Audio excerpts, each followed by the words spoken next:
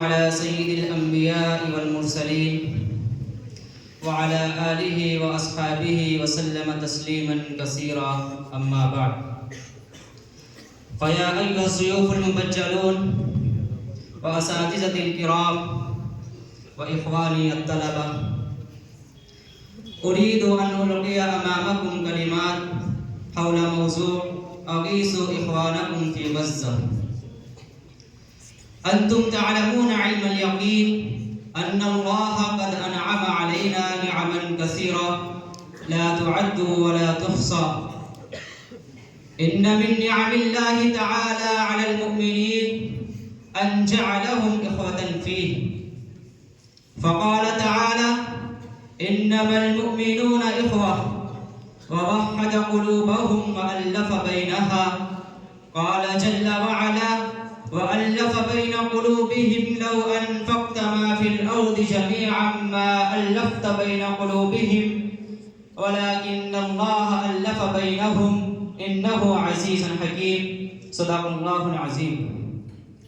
أيها المستمعون الكرام، إن من مقتضيات الإيمان العمل بما تستلزمه الأخوة بين المؤمنين من التراحم والتواد والتعاطف، وإن التقصير في ذلك والتهاون فيه ضعف في الإيمان. قال شيخ الإسلام ابن تيمية رحمه الله تعالى: ولهذا كان المؤمن يسره ما يسر المؤمنين ويسوءه ما يسوءهم، ومن لم يكن كذلك لم يكن منهم.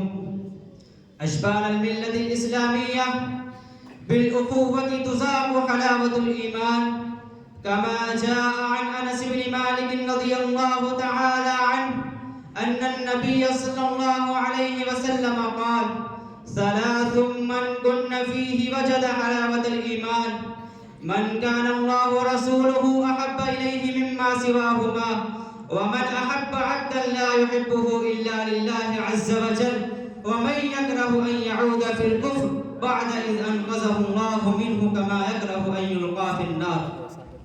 وبالأخوة نستظل تحت عرش الرحمن، كما جاء عن أبي هريرة رضي الله تعالى عنه قال: قال رسول الله صلى الله عليه وسلم: إن الله عز وجل يقول يوم القيامة: أين المتحابون بجلالي؟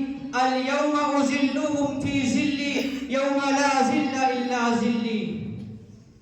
وجاء في صحيح البخاري ومسلم رحمهما الله تعالى أن النبي صلى الله عليه وسلم قال: سبعة يظلهم الله في ظلي يوم لا ظل إلا ظله. وذكر منهم: ورجلان تحابا في الله اجتمعا عليه وتفرقا عليه، إلى آخر الحديث. إن المتحابين في الله في ظل الرحمن يوم القيامة.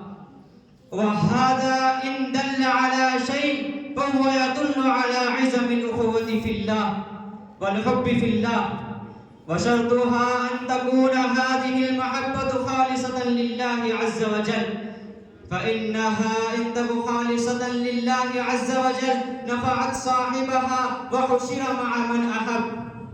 فالصحبة في الدنيا تكتب ثمارها في الآخرة، فمن صحب قوما حشر معهم يوم القيامة. أشبال الملة الإسلامية المؤمنون جسد واحد، وفي نزول البلاء وحلوله ببعضهم ابتلاء للبقية منهم بواجبهم تجاه إخوانهم، فإن مصاب بعض الجسد مصاب لجميعه، ومصاب الأسرة الواحدة مصاب كل فرد منهم، مهما تنوعت أمصارهم وابتعدت أقطارهم. قال النبي صلى الله عليه وسلم: مثل المؤمنين في توادهم وتراحمهم وتعاطفهم كمثل الجسد إذا اشتكى منه عضو تداعى له سائر الجسد بالحمى والسهر. فاتقوا الله معاشر المسلمين، وسارعوا في إغاثة إخوانكم في غزة بما تستطيعون، واحذروا خذلان الله لكم إن أنتم تهاونتم في نصرتهم. أكتفي بهذه الكلمات. والسلام عليكم